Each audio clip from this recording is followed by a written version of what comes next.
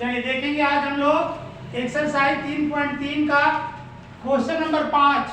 Question number 5 प्रतिस्थापन विधि से हल करें। क्या प्रतिस्थापन विधि से हल करें? सवाल हमारा है √2x प्लस √3y बराबर 0 और दूसरा समीकरण में है √3x माइनस √8y बराबर 0। इसको प्रतिस्थापन विधि से हल करेंगे हम लोग ना। Yes sir. प्रतिस्थापन विधि से हल करेंगे। ये वाला समीकरण 1 हो गया और ये नीचे वाला 2 हो गया। यहाँ पर लिखेंगे समीकरण 1 से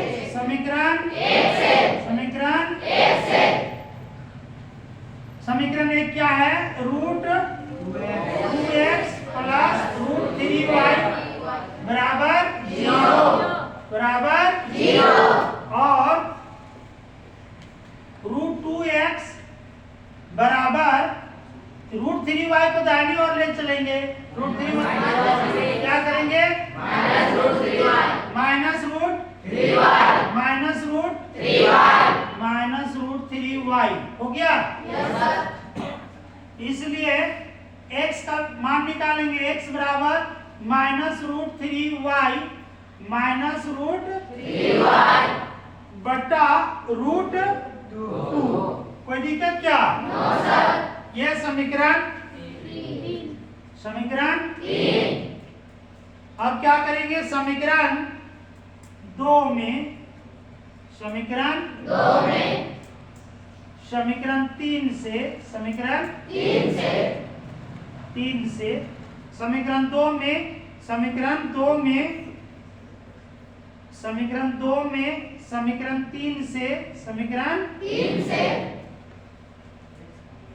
से x का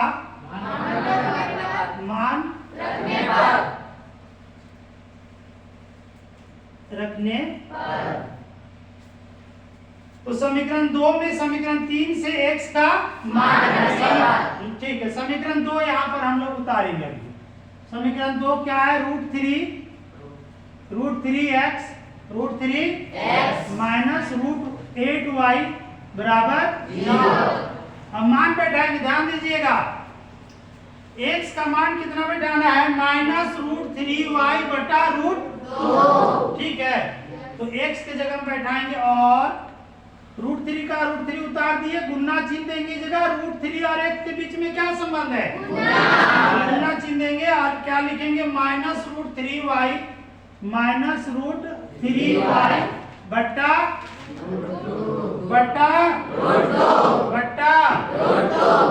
√2, ठीक है। फिर माइनस ये वाला उतारना रह गया, इसका मान बैठा दिए। फिर माइनस √8 है, √8y उतार देंगे बराबर 0 मान बैठा दिए हैं। अब इसको हल करेंगे हम लोग ना। देखिए इसका चिन्ह लीजिएगा, क्या है? चिन्ह प्लस है। क्या है? Plus minus. √3 और √3 गुना करेंगे, प्रेस 3 हो जाएगा। प्रेस 3y बटे √2 कोई दिक्कत क्या? माइनस √8y बट्टा में इसके नीचे कुछ नहीं तो बराबर इधर 0।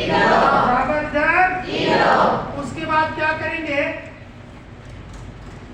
√2 और 1 का एलसीएम ले लेंगे। √2 और 1 का एलसीएम √2 हो जाएगा, ठीक। Yes sir. अब इस √2 को इस √2 से भाग करेंगे एक बार। इसमें डाउट क्या है? 2 को 2 से भाग करते कितने बार में जाता है? उसी तरह √2 को √2 से भाग करें कितने बार में जाएगा?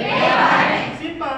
तो एक बार में गया। अब 1 को -3y से गुना करेंगे तो -3y होगा, ठीक है। उसके बाद फिर यहाँ पर हम लोग क्या करेंगे? माइनस उतार देंगे। फिर √2 को 1 से भाग करें। 1 से किसी भी संख्या को भाग करने पर उतना ही बार में जाता है जितना को आप भाग कर रहे हैं, समझिए। जितना को आप भाग कर रहे हैं उतना ही बार में जाएगा। 1 से भाग करेंगे तो, ठीक है। तो हम √2 को 1 से भाग कर रहे हैं तो √2 बार में जाएगा। भागफल कितना होगा? √2। अब √2 को √8 से गुना कर देंगे तो √8 × 8 × 16, ये 16 हो गया। फिर y बराबर 0। यहाँ पर समझ में आया कि नहीं आया? आया सर। पक्का? Yes sir. ठीक है, उसके आगे देखेंगे, ये हो जाएगा हमारा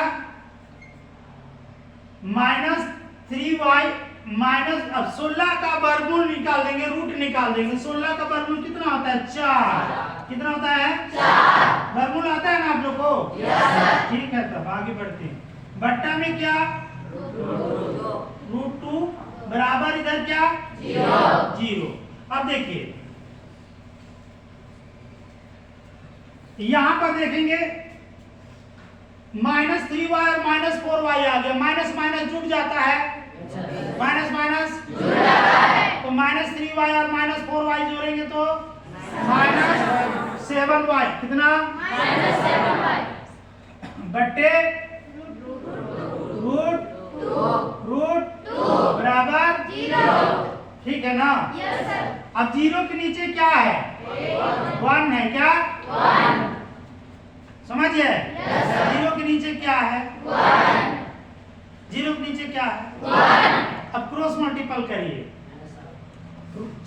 -7y को 1 से, -7y ही होगा, 1 से गुना करेंगे तो, और √2 को 0 से, कोई भी संख्या को 0 से गुना करने से 0, कोई भी संख्या को 0 से गुना करने से 0। ठीक है, अब क्या करेंगे हम लोग? y का मान निकालेंगे, इसलिए y बराबर 0 बटा -7 को बाईं ओर लाएंगे तो दाहिनी ओर लाएंगे तो क्या होगा? -7 होगा ना? Yes sir. समझ में आ रहा है? Yes sir. ये -7 y का वैल्यू निकालेंगे तो नीचे भाग लग जाएगा, कि -7 और y के बीच में क्या संबंध है? गुना। तो जब उसको दाहिनी ओर ले जाएंगे तो भाग लग जाएगा, चाहे आप y को लेंगे या 7 को लेंगे, भाग लगेगा। नहीं समझे? इधर जोड़ रहता है तो उधर घटा होता है, इधर घटा रहता है तो उधर, इधर गुना है तो इधर जाएगा, ऐसा।